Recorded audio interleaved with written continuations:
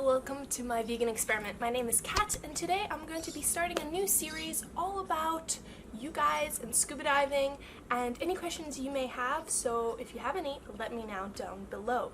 Today's episode of Instructor Chats is going to be about tips for newbies. So tips for beginner divers before your course starts and kind of during your first course. So if you're about to be a diver, welcome. I'm so excited to welcome you into the world of underwater adventure. And if you're a little bit nervous, apprehensive, don't you worry, I have you covered. Today I'm going to be talking about the 6 most common fears that my students have had. I have been teaching for over 3-4 years. I've been diving for over 10 years, and trust me, out of hundreds of students, almost everyone has these fears. So let's get into the video. Before we get started though, please feel free to subscribe and like. I would be very appreciated. I'd love for you guys to join the family of this journey into sustainability, conservation, and the ocean, because as a scuba diver, you will see the beautiful world we have, the whole alien landscape underwater, and you will see why we need to work together to protect it. So yeah, join the family and let's get into it. So the number one most common problem or fear people have is taking off their mask underwater. Now, if you've already started the course, you would know the open water course has 25 skills that you have to complete before you graduate as a certified diver. Along with theory, pool session, open water session, equipment, all this, there are certain skills that you have to do underwater to prove to the instructor and to yourself that in case of emergencies, in case of any scenarios, you will be able to deal with these problems. So the first skill everyone typically starts with is a mask clearing skill. Now, this makes a lot of people nervous. What you have to do is actually let water into your mask and then blow it out with your nose. This is something we do almost on every dive. If you have a little bit of fog in your mask, if your mask is leaking a little bit, there might be reasons why you have to clear your mask. So this is why this is the first skill. It is also the skill which freaks most people out, because there you are with your mask, breathing, and all of a sudden you're meant to take away one of your last senses. Scary, I know. Don't feel bad. Almost everyone is apprehensive about this, and me, even after 10 years of diving, I'm not a fan of taking off my mask or having water in my eyes. So first of all, it's completely normal, and I'm going to give you some tips on how to deal with it. So the first tip, of course, is keep your eyes closed and keep breathing through your mouth. Now, we often forget that when we close our eyes,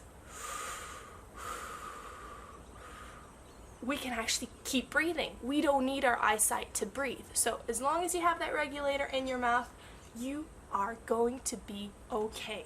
Alright? So even when you get some water into your mask, don't you worry about it, because you have that regulator, you're breathing, you can keep your eyes closed, you can clear your mask, and then you can open them again and you're going to be okay. So that's the biggest issue most people have. Take your time. Your instructor will go through this carefully and slowly with you, because it is such a common problem. Don't feel bad about being nervous or apprehensive, and don't feel like it should come naturally or it should be easy, because it is quite a scary thing. Now the second part to it, you have to do a partial mask clear, a full mask clear, and then also a remove, replace of your mask. Now for the remove and replace, this is the one where people freak out a little bit more. This is because they worry there's going to be a lot of water entering up their nose. And this is kind of the fear number 2, having water up your nose. I know that as humans, we typically breathe through our noses. So going to the underwater world, where our regulator is supplying air through our mouth, it's a little bit disconcerting. So there's a few different things you can do to kind of help ease yourself into it. So the first thing, of course, is focus on breathing through your mouth and not breathing through your nose. Occasionally people still find that reflex will cause them to breathe through their nose. You can always pinch your nose closed if that makes you feel better. Or kind of what I do is pretend I don't have a nose. Now that sounds a little bit crazy, but genuinely, if you just pretend you don't have a nose, you can't breathe in or out, you just like close off that part of your body, you will be breathing in and out purely through your mouth. After a few practices, after your first pool session, you will most likely get the hang of it. So don't stress if at the beginning this all feels unusual or different or scary. Just take your time. The third most common fear is kind of peer pressure and feeling nervous in front of other people in your group. Unless you take a private lesson, which you can most certainly find an instructor to teach you privately one-on-one, you will most likely be in a group of divers. Now, everyone is at a different level to start off with. There's some people who have been free diving and snorkeling. There's some people who are nervous swimmers. There are some people who are younger and typically have less fear. Children typically have no fear. If you're a little bit older, you might be a little bit more apprehensive because you have that cognitive development of fear, and going underwater is kind of crazy. So perfectly normal to be nervous, but remember, do not compare yourself to the people in your group. It might take you 1, 2, 3, or even 10 tries to clear your mask. Don't feel bad. Us instructors have seen it all. Any questions you may have to ask, any concerns you may have, we have heard it, seen it, dealt with it. So don't feel bad that you feel like you're falling behind. That's why we also have dive masters. Our assistants will more than happy take you aside and practice some of these skills a little bit more with you to ensure that you're fully comfortable. Just because the other people in your group are, going forward does not mean you should push yourself beyond your, stress levels. You don't want to push yourself into anxiety. Be kind to yourself, take your time, and most places will be more than happy for you to come back another day for an extra pool session. Going underwater is an enormous stress on your body. It's not natural. It's something very strange. So don't feel bad if your body needs a little bit more time to adjust to it than some of the other people in your group. So don't feel the peer pressure. We're all in this together, and we want to get you as comfortable as you possibly can before going on your open water dives. 4.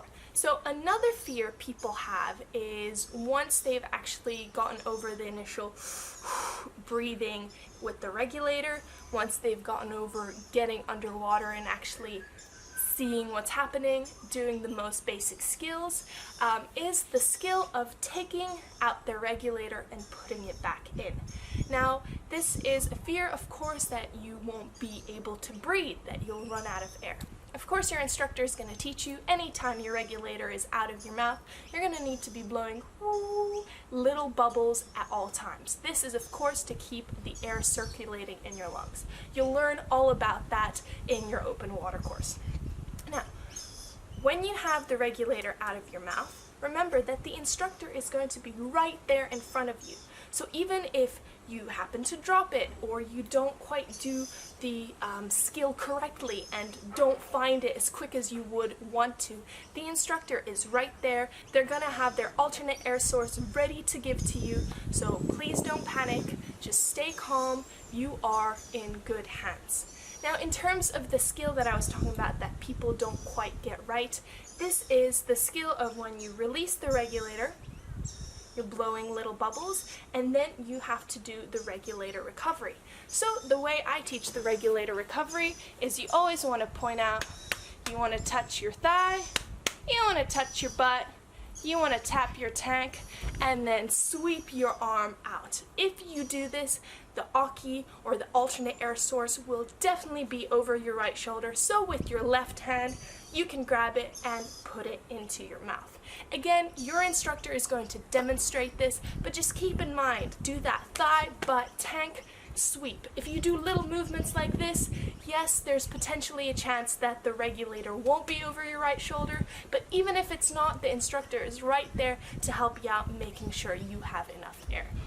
So again, to recap, stay calm, the instructor is right there, No one wants you to get hurt, let alone the instructor, and you are going to be okay. So just take your time, be patient, and be kind with yourself. The fifth fear some people have is in terms of what awaits them underwater. So I get a lot of questions about sharks or rays or other scary creatures underwater. If you're curious, I have plenty of videos about me scuba diving with sharks, me talking about shark bite incidents in terms of feeding sharks and all of that. So just click up wherever it is. The bottom line though is we are not in the shark's food chain. If a shark does see us underwater, and if you see a shark on your first few dives, you are so lucky. These beautiful apex predators are not only vital for our ecosystem, but they're spectacular to look at, and they most definitely don't want to eat you. We are not in their natural food chain. They want to eat fish, which are much smaller. They certainly don't want to eat that big bubble breathing group of neoprene smelling divers. So please don't worry about the sharks. If you do see them, just stick close with your buddy, point out the shark, this is our signal, and enjoy this spectacular lucky moment. I have dived with sharks for 5 years. I have done hundreds of dives with them. I've seen many sharks. I've seen many species of sharks. I've seen leopard sharks, guitar sharks, lemon sharks, Caribbean reef sharks, whale sharks, gray nurse sharks, what else? Hammerheads, and even bull sharks. And while you will get that sharky feeling, it's a bit of like an adrenaline rush, it's incredible. Like, you are really in the presence of a part of history. These creatures have like evolved during the time of the dinosaurs. You're seeing these prehistoric beautiful creatures in their natural habitats that we are so lucky that we can actually be part in because of the technologies of scuba diving. Thank you, Jacques Cousteau, for creating that. So yeah, do not worry about the sharks. Again, talk to your instructor, talk to your buddies, do some more research. If you are nervous about sharks, just learn a bit more about them and you will see we are not their target, and there has never been an incident of a shark actually biting a scuba diver because we are at their level. They see us, they think we're weird, they stay away. Unless you're, covering yourself with fish guts, then that might be a different story, but don't do that. Very simple. Plus, you won't be doing that on your open water course for sure. And the sixth and last kind of fear people have is about diving alone. So, of course, you never ever dive alone. You're always in your buddy buddy system, but after your open water course, as a newbie diver, you're kind of told, yep, there you go, you are certified now, you can go on dives with just your buddy. If this freaks you out because you're worried about navigation, if you're worried about currents coming out of nowhere, not knowing the area very well, getting lost or running out of air or anything like that, if you are nervous, do not be, but simply be honest with yourself and act accordingly. That means either dive with a buddy which is more experienced than you, for example, a rescue diver or a dive master, or go to dive organizations and ask to get a guide. So guides will typically be dive masters or instructors who are there to help you out. And be honest, hey, this is only my 6th dive, this is my 7th dive, I'm still not too sure about anything.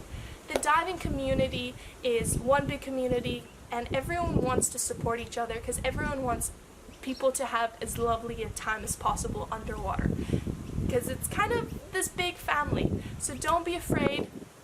If you don't feel like you're ready to dive alone, check out the advanced open water course, which you can do right after your open water course, which will give you 5 more dives with a certified instructor to better prepare you to dive alone with just your buddy. Or then always look out for dive masters, look out for dive guides, and be honest with your dive level. Don't push yourself to do things that you can't do or you're worried about, because yeah, that's where some dive accidents can happen.